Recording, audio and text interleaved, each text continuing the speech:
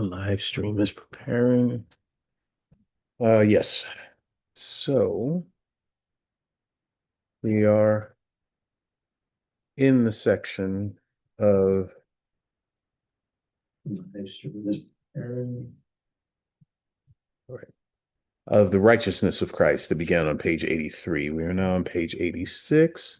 And so we'll begin uh, Um, we'll do a little bit of a recap there at the top of the page, but before we jump in, any questions or comments that have lingered from last week or have come up since last week?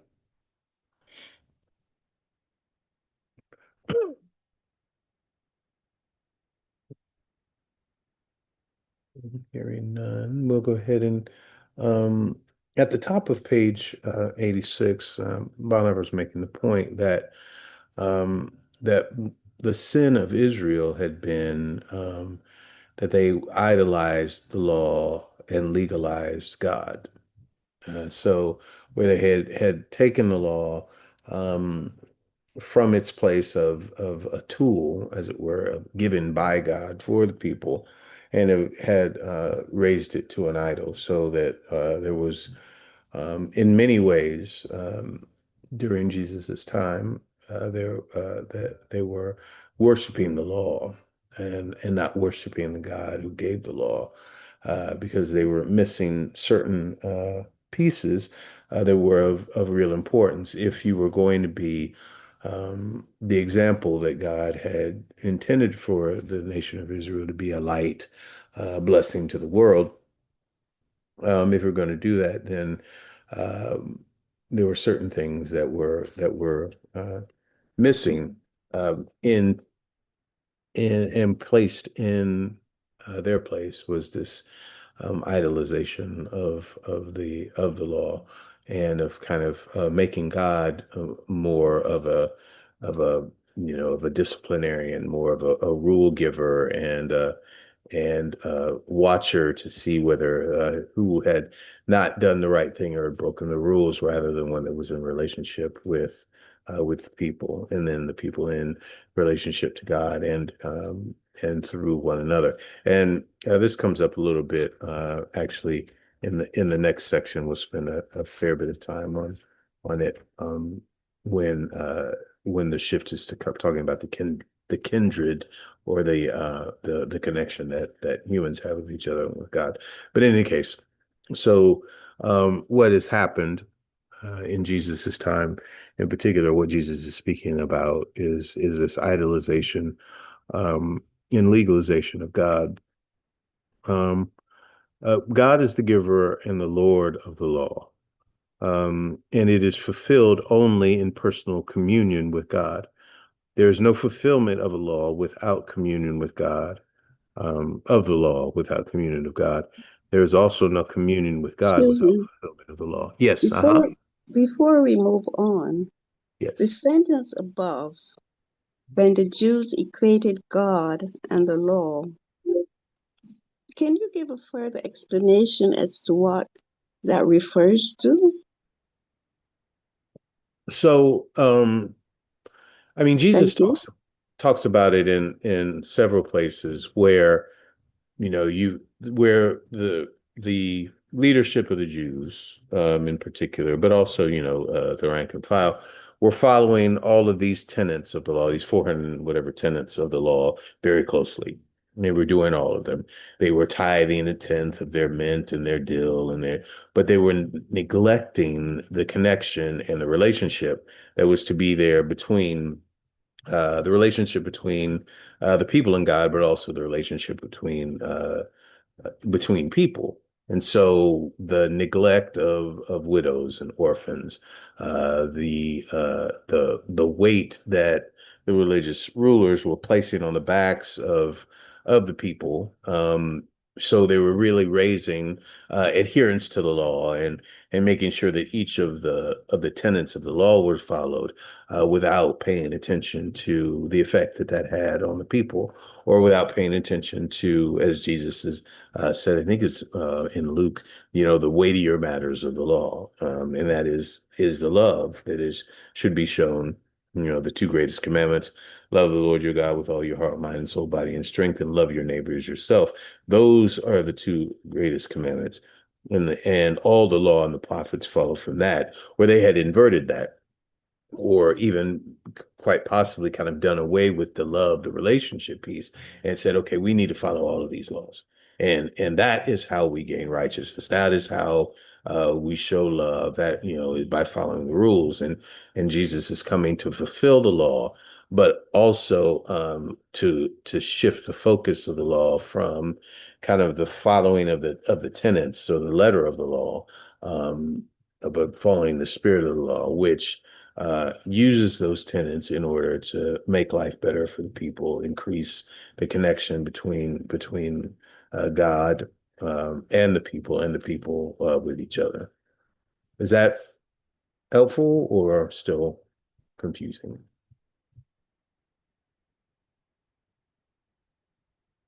I guess I'll have to read it again and try to clarify it Hmm. further. Hmm. Fair.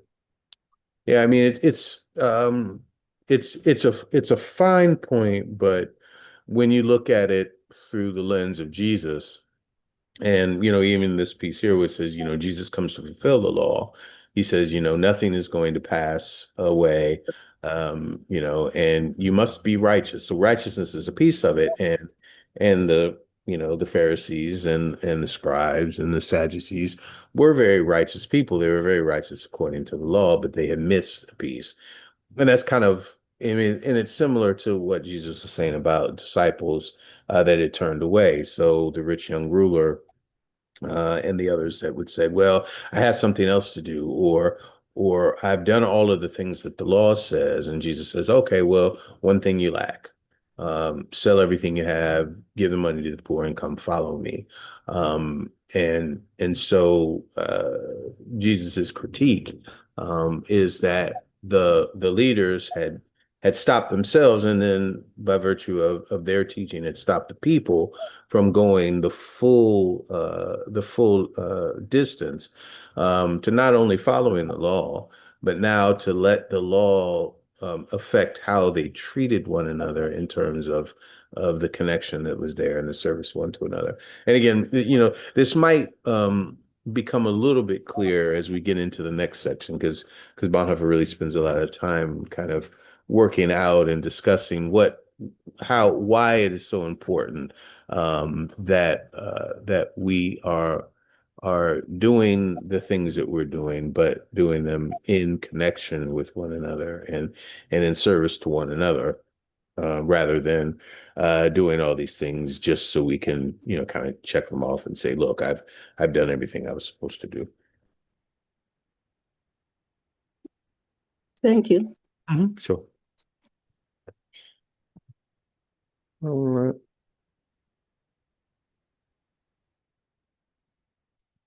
Um,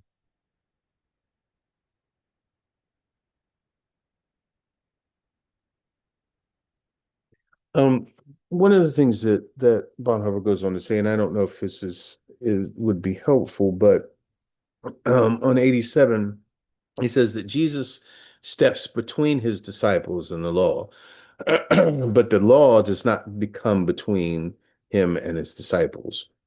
So, um, again, back to this image that Bonhoeffer has of, once you pledge yourself to Jesus, once you say yes to his call to discipleship, then you are seeing everything through the lens of Jesus.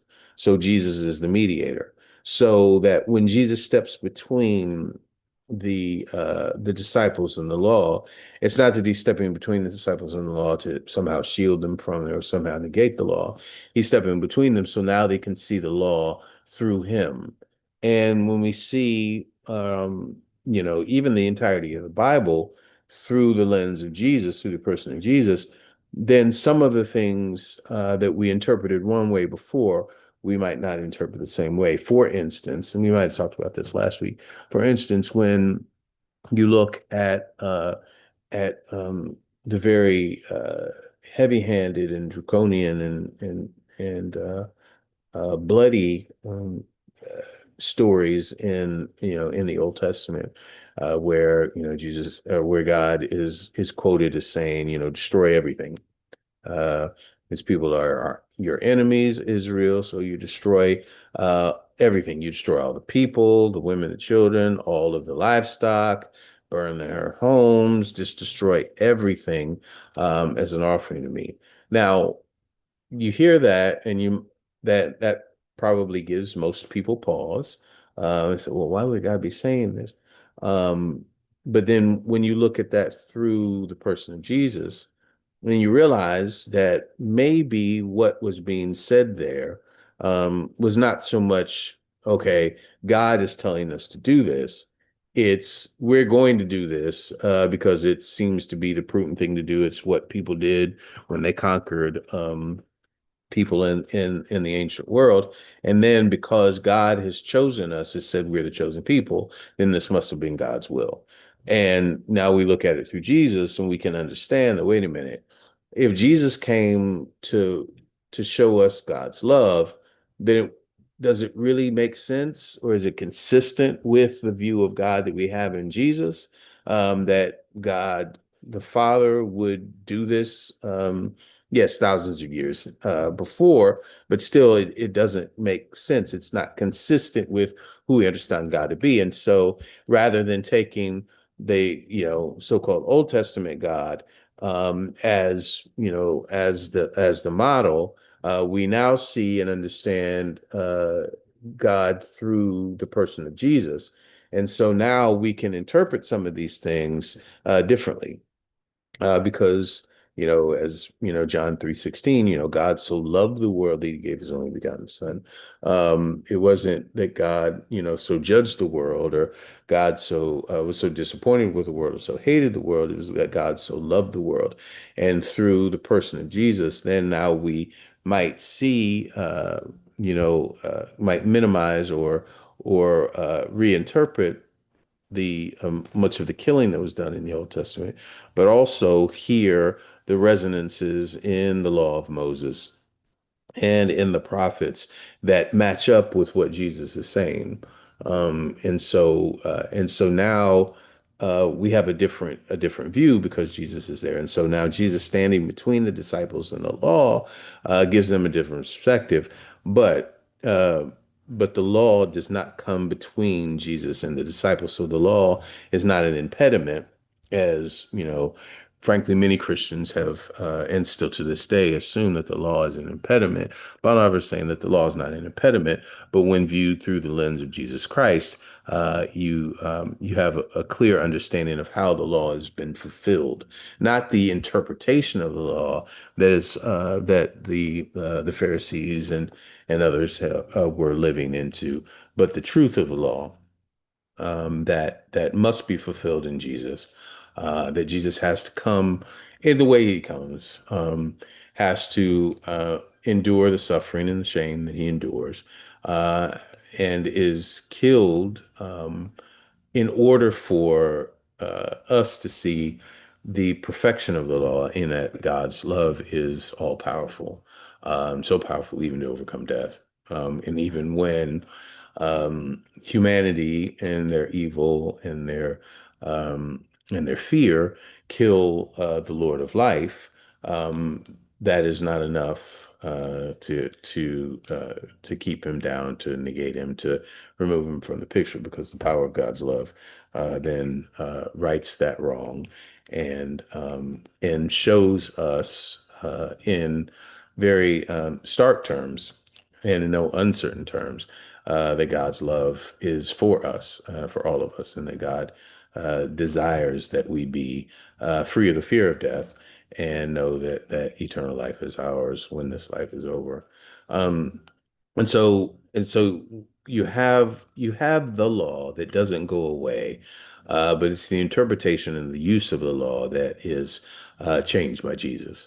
So that the goodness of the law and what the law was meant to do uh, becomes emphasized and is clear now, where it had become kind of lost and maybe even the waters had been muddied by human beings trying to use the law for power, trying to use the law um, to put people down or keep people in place or keep certain um, have certain strata within society.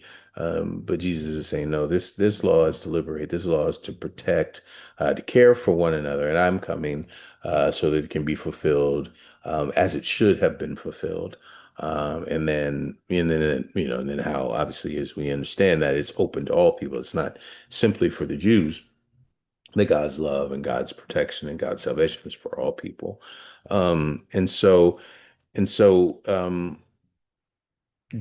clear, true adherence to Jesus is granted only together with adherence to the law. So it's not an either or, it's a both and, but the law now is seen differently and understood differently now that Jesus has come. Um, And so, for Bonhoeffer, and I think, even in terms of what Jesus has said, Jesus alone is the one who fulfills the law. It's not fulfilled any other way. It's through the person of Jesus. And so we see an application of the law that is what God intended as we watch Jesus, as we pay attention to Jesus, as we follow Jesus. We see the law lived rightly, so to speak. We see the law um, as it was intended from its inception, or more importantly, we see how the law um, builds and fortifies a relationship with God and a relationship with one another that is wholesome, life-giving, protecting, nurturing, all of the things, all of the positive things. That provides uh, rescue for those who are oppressed, provides protection that those that are weak, provides resources for those that are poor, that brings people back in, that reconciles people when they fall short, when they fall out, and also is demonstrated in the forgiveness of sins that God gives us through Jesus. That is the ultimate reconciliation between a sinful humanity and sinless God. Um, and so,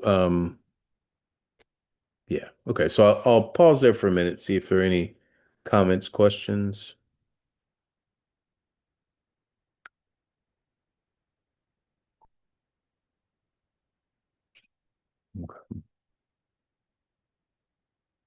So earlier on in this section, Bonhoeffer talks about this better righteousness because he has said that that the Pharisees and Sadducees, the leaders of the religion, are righteous. So, you have to be righteous like they are, but it's a better righteousness that Jesus gives, or maybe possibly, I suppose you could say, a more righteousness, or a perfect righteousness, the fullest of righteousness comes through Jesus.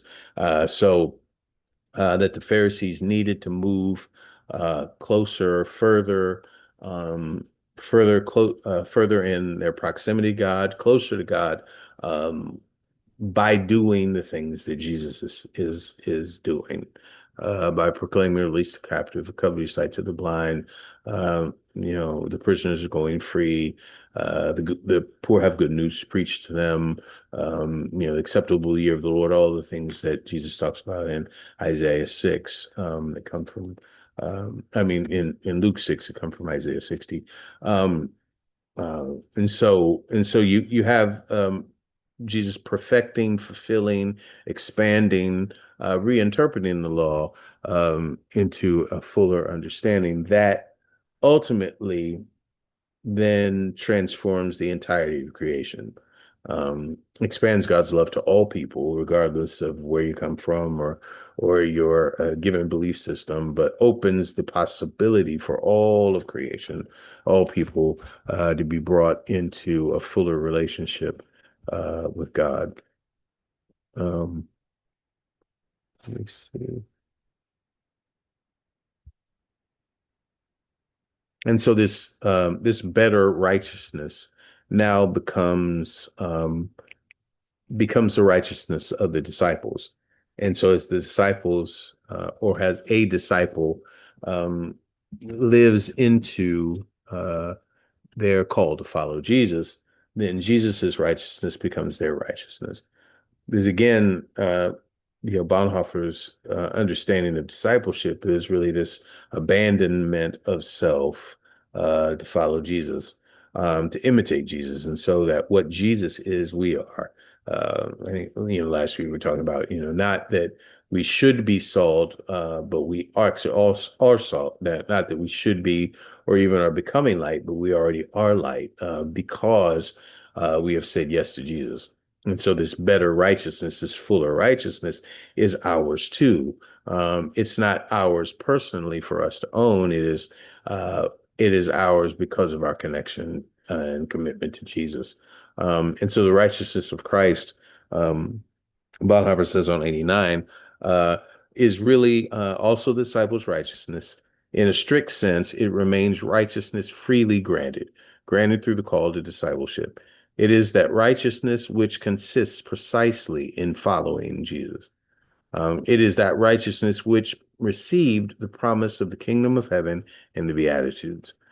The disciples' righteousness is righteousness under the cross. It is the righteousness of the poor, the mournful, the hungry, the meek, the peacemakers, and the persecuted for the sake of the call of Jesus.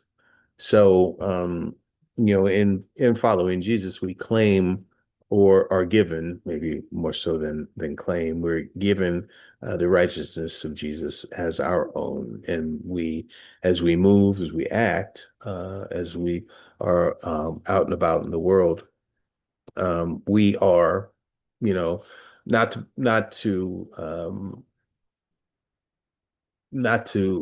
overstate it, but we are Jesus. We become Jesus. We're, Jesus is hand and feet in the world.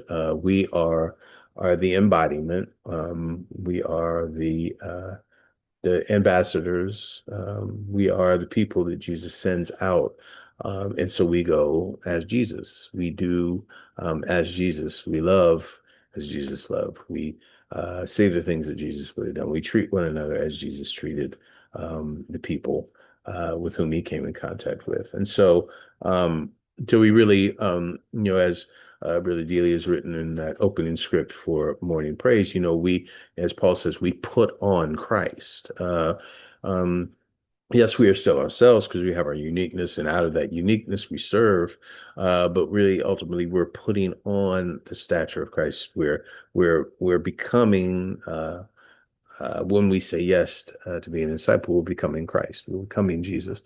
Not that we are individually the Messiah or individually the child of God, the only begotten of God, but that we, in imitation of Jesus, are doing the very things that Jesus is doing. And so when we're in the world, when we're serving one another, when we're acting as Jesus acts, then we really are, what people are seeing is Jesus. And ultimately that's kind of, the larger understanding is that, when we follow Jesus, what people see or what we want people to see is Jesus, not us. When we're doing the things that we're called to do, we're doing them because Jesus has asked for us to do it. It's because what Jesus did and does. And so really, whatever we are doing, um, people are seeing Jesus. Um, and and we have to struggle with that on some levels, because on some level we feel like, well, I'm doing it. Somebody should be thankful for what I'm doing. And also on the other side, we have to be, really careful to let people know that the reason that we're doing this is not, because we're so nice and such good people, but it's because of the call of Jesus Christ. That's why we do the things that we do. That's why we serve one another. That's why we check in on one another. That's why we provide um, food and shelter and clothing and all of the things that we do. It's because of Jesus, and we're doing it. Maybe not so much for Jesus, but by Jesus' request and command. Um, and and so this righteousness of Christ should not just be taught, but be done. It must be lived. I can't just you can't just simply say, "Oh, I believe in Jesus," and not do something that conveys that. Not that we're looking to prove to anyone that we're why we're doing it, but we have to act on what we say we believe. And if we have answered the call to be a disciple, then there's some things we must do to act on or to do what Jesus did. Uh,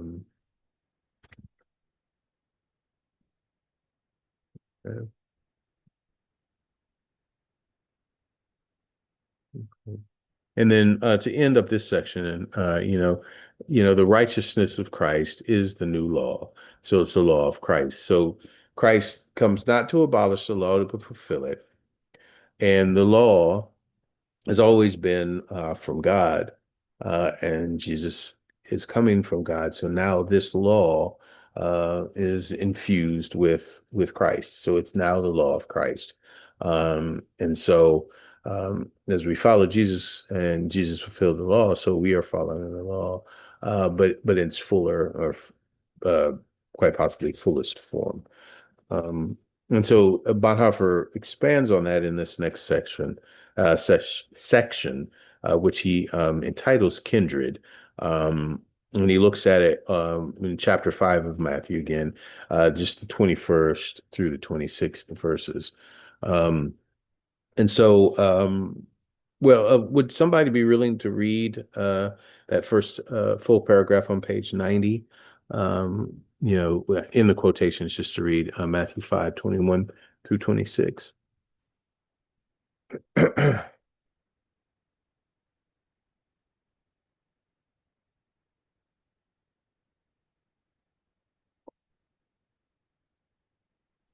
Okay, I read. Okay, thank you, Ms. Wilson. Kindred. You kindred, you have heard that it was said to those of ancient times, "You shall not murder, and whoever murders shall be liable to judgment." But I say to you that if you are angry with a brother or sister, you will be liable to judgment. And if you insult a brother or sister, you will be liable to the council. And if you say, "You fool," you will be liable to the hell of fire. So when you are offering your gift at the altar, if you remember that your brother or sister has something against you, leave your gift there before the altar and go.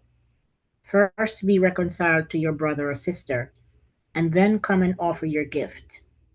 Come to terms quickly with your accuser while you are on the way to court with him. Or your accuser may hand you over to the judge, and the judge to the guard, and you will be thrown into prison. Truly, I tell you, you will never get out until you have paid the last penny. Matthew 5:21 to 26. Okay, thank you. Thank you very much. Okay. So any initial thoughts on those verses before we kind of get into Bonhoeffer's discussion? Agree, disagree, easy, hard, makes sense, doesn't make sense. Any thoughts one way or the other?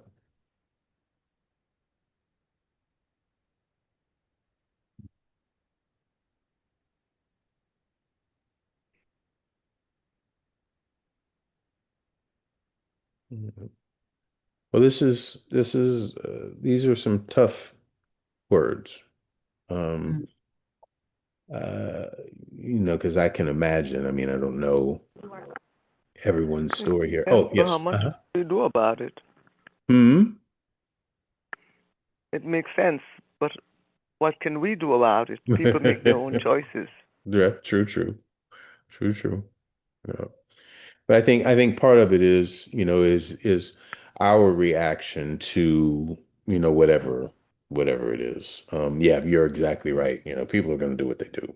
And we don't have would that we had control over others. We don't. Um, so then the question becomes, especially in this context and in in the understanding of being a disciple. Well, as a disciple, what do we do? As a follower of Jesus, what do we do? And here Jesus is pretty clear that it's not just not murdering, but it's even anger. And this is anger to the point, and Bonhoeffer talks about it a little bit more, and so we'll discuss it. But anger, uh, to a very high and destructive level. Now, Bonhoeffer says we can't explain it away. Jesus says what he says, but it also is, is this is scorched earth. This is annihilation. This is I don't care one bit about you. I'm so angry. And if someone were to ask me if I wanted you in front of me or around on the face of the earth, even, I am so angry now, I would say absolutely not. Do away with him, her, get rid of them. Um, and so that kind of anger hopefully doesn't take us often. But that anger is akin to murder. Um, and so, Jesus in these, but I say to you, is summarizing everything in the law. Um, and so, the actions of a follower of Jesus do not depend on the other person's identity. This kind of goes to what you were saying, Ms. Curtis, but only on him whom the disciple follows in obedience. Jesus' followers are forbidden to commit murder under penalty of divine judgment. Now, I'm sure that Bonhoeffer, had to reconcile that at some point in time when he decided to join the plot to assassinate Hitler. And there are a lot of different ways that's been nuanced, but we might come back to that later. And so, you know, if you're angry with a brother, if you insult a brother or sister, and then if you say you fool, the punishment, so to speak, ratchets up. Yes, Miss Caesar. Oh, the judgment that is being mentioned in this passage here, is it Mhm. judgment by man or judgment, God's judgment? Well, it's God's judgment, ultimately, but it's using, as you can, as you read, it's using the human um, implements. So it's again kind of following along with what the law says. Um, it's following along with the council coming in, or you being brought before the council, and the council making a judgment. Um, it's run through with the daily realities of life, religious life. Excuse me. So if you're on your way to the altar and you have your offering, but you realize, oh, wait a minute, somebody has a problem with me, leave, your reconciliation with that sister or brother that with whom you're in conflict, um, is more important than you coming to the altar. And so this is another, or giving your offering. This is another kind of shifting of of how the law is adhered to. Because in the law, you have these offerings you must give, and they must be given at these certain times because that's how you show your righteousness. Jesus is saying, but wait a minute, hold on. There's something more important than just checking off the box and making sure that you're at the temple at the right time to give the right sacrifice. If you have an injured relationship or impaired relationship with a sister or brother, it's more important that you go and be reconciled to them. Then, your offering will take care of itself. You could come back later and do that. But if you go, but going to the altar with your offering, without making the effort to be reconciled. And even here, it doesn't say the effort to be reconciled, it's be reconciled. Um, and so that takes the power and away from you as the person that needs to be reconciled, and leaves it solely, well, maybe not solely, but leaves it up to debate because, as Ms. Curtis said, people are going to do what they do. And just because you come to them and say, I'm sorry, I want to be reconciled, doesn't by any stretch of the matter guarantee that the person is going to accept what you say. And it's also, they have something against you. It's not that you necessarily have done anything. It's not necessarily that there is something that can be pointed to that says, okay, this is what you did wrong.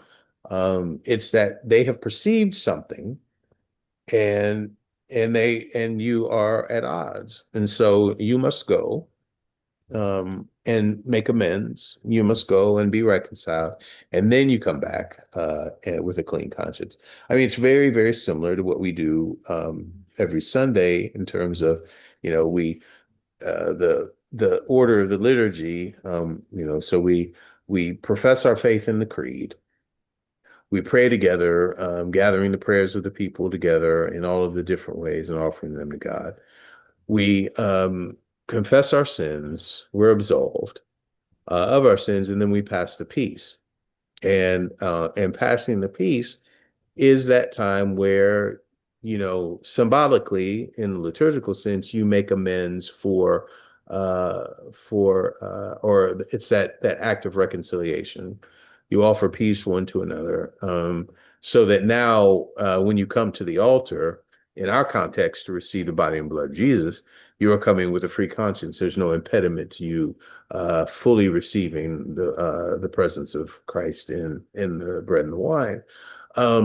And so Jesus makes this shift, to say that the law is important, but it's fulfilled through right relationship, not simply with God, but with each other.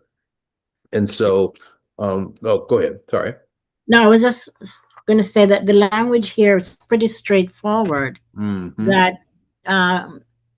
it also, my interpretation also is that if you do the crime, you're going to do the time, and you've got to fix yourself first Mm-hmm. before you move on to doing something great, great in Mm-hmm. the eyes of man. But Mm-hmm. the wrongdoing is still out there. It has not been reconciled. Right. Right. Yep. Yep. Yeah, And because I think too what it's saying too in terms of humankind, if you don't mend matters, you will be dragged before the judge or whatever person for the penalty, mm-hmm. and you will pay dearly. So Mm-hmm. he's saying you must make amends, ask for forgiveness, Mm-hmm. and don't let the situation get to that point where Right. you'll be, judged harshly going Mm-hmm. forward. Yeah. Mm-hmm. Right. Thank you. Thank Yep. you. Exactly. Yep. Thank you. Thank you. I mean, because there is that, as we probably all know, that the longer something goes, the bigger it gets, or the more injurious it gets. And so, we hold grudges. Some of us hold them for years. And that's corrosive. And it's not just simply corrosive um, to the relationship between the people, but it's corrosive to our relationship and our ability to be present to God and with God. And so Jesus here is saying that you have to do what you can to be reconciled, so that your heart is open, you're free to follow Jesus. You're free to approach God. Bonhoeffer, goes on to say, every anger attacks the life of the other person. It begrudges others their lives. It craves the other's destruction. There is no distinction between so-called just anger and unjust anger. This is anger across the board. I know growing up, and maybe for some of you, there was righteous anger. You could have righteous anger and be okay. But if it was unrighteous, whatever that meant, then that was the bad anger. Bonhoeffer is saying that there's no distinction here, that there's no really softening of words, that anger is anger across the board. And when it's directed at a sister or brother, it's wrong and it's tantamount to murder. And but it, even goes down to, intentional words of derision.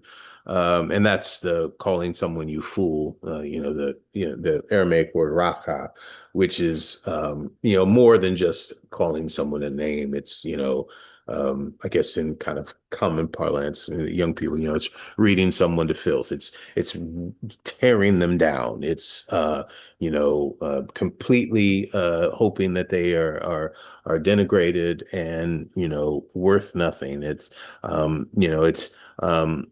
to rob of their dignity, not just in private but in public, to tear them down, and tend to make other people despise them as well. And that kind of vitriol, of course, Bonhoeffer and Jesus saying has no place in people that are followers of Christ.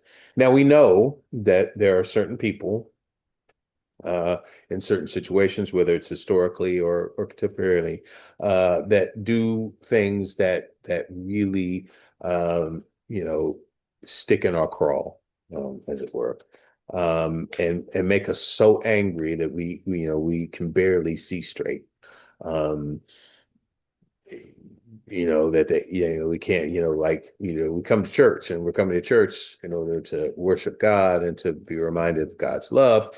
And that person or says something wrong or doesn't say something, or a situation happens on our way into church, and now we can't focus on anything other than what had happened.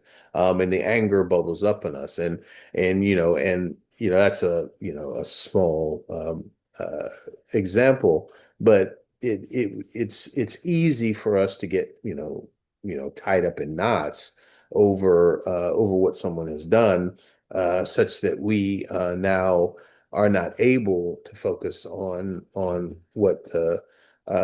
what is most important, and that's our relationship with God, that then affects our relationship with one another. And so if we're fully committed, I guess, would be, Bonhoeffer's words, then we are always wanting to be in right relationship with each other. We're always wanting to figure out how we can be reconciled, because Bonhoeffer says, that reconciliation with each other is a reconciliation with God. Um, and alienating oneself from another also causes alienation from God. That's why it's really important that we keep in mind the thing that we say we believe is that God created all life, and humans are created in God's image and likeness. And so if that's the case, um, and Bonhoeffer was saying this, almost regardless of what that person has or hasn't done, they still bear the imprint of God. They don't cease to bear the fingerprints of God all over them. And so acknowledging that even in times of anger can at least help us to step back from kind of the destruction that we might want, or destruction that, in some ways we bring to bear on people when we, let our tongue fly and we say all sorts of things about them because we're upset because they did or didn't do whatever they did or didn't do. Um, and now we have, assassinated the character. We have, said things about them that might partially be true, but we've embellished the negative, that we've, essentially said we don't care, at all in any way, shape, or form, what effect this has on them. And we'll do it in private, we'll do it in public, it doesn't matter. We want everybody to know what a horrible person they are. All of these things that we probably, if we haven't done, have witnessed or have had, we've seen done to us, or have experienced done to us. And Bonhoeffer is saying, and I think, echoing Jesus pretty closely, that in the context of those that are following Jesus, that have decided to become disciples, there's no place for that. Um, and it's really important, you know, for followers of Jesus, he says here on 92, service to God in worship can never be separated from service to sisters and brothers. So we can't say, oh, I'm a worshiper, I'm going to worship God, I love the Lord, he heard my cry, and all of these things, and then turn and ignore our sister or brother, or continue to hold evil in our hearts, or anger in our hearts toward a sister or brother. Um, and as long as a sister or brother has something against me in Jesus or Jesus's community, our offerings will remain unaccepted. It is not just my own anger which gets between me and God, but even the fact that a brother or sister exists whom I have abused, humiliated, and dishonored, and who has something against me. So the community of Jesus' disciples ought to examine itself as to whether it is here and there at fault toward sisters and brothers, and whether, for the sake of the world, it has participated in hating, despising, and humiliating others. To do these things is to be guilty of their murder. Jesus' community today ought to examine whether at the moment it enters God's presence for prayer and worship, mainly accusing voices. Oh, sorry, let me start that again. Jesus' community, this is toward the bottom of 92. Jesus' community today ought to examine whether at the moment it enters God's presence for prayer and worship, um, uh, many accusing voices rise up between it and God and hinder its prayers. So, whether at the moment when it enters prayer and praise for worship, there are many accusing voices rising up. And again, in the context of Bonhoeffer, when he's writing this is, speaking specifically, about the Nazi regime and the rise of the Third Reich. And if the church, for him, the Lutheran Church, if people are speaking out against the church because of the church's stance of not condemning the Third Reich, the church's stance of being in many ways in league with, or at least turning a blind eye, not condemning the actions of the Third Reich, is that causing people to speak against the church? And so he is saying, specifically in his context, that the church of that day needs to be very careful, or pay attention to the fact that their actions or lack of action, anger toward, or abuse for, all of the enemies of the Third Reich. So whether it's Jews or gays, or people that were disabled, or of other ancestry, gypsies, the like, that are being persecuted, and the church isn't speaking against it, or is angry with them, like the regime is, then that is causing people to malign the church in general as a whole. Christians, also, the church, big C, and individuals within the church are Christians in contempt, in in general are now condemned as those that follow this kind of contempt and evil and hatred of others. And so, so this is at once an individual and a corporate reality. That are in our individual reactions, the anger that we express or allow ourselves to express, or even maybe not even express but hold on to, is an impediment to our worship. But likewise, our our corporate anger toward particular groups of people, or our or allowing or not speaking out against a political or a political regime that is bent on hatred and extermination. That if we are not willing to do the work of reconciliation, of speaking out against, of letting go of the anger that we have, then our worship means nothing. Bonhoeffer is saying, and echoing what Jesus says in this part of the chapter, that our worship is less important, and our gift, giving our gift to the altar, loses its power and its efficacy if we know that there are those that are out there that are taking issue with us, mostly individually and collectively. And so, we are doing the work internally, personal work, but also corporate and community work, to let go of whatever that animosity might be, so that we're fully able and fully prepared to offer pure worship to God. Um, I think.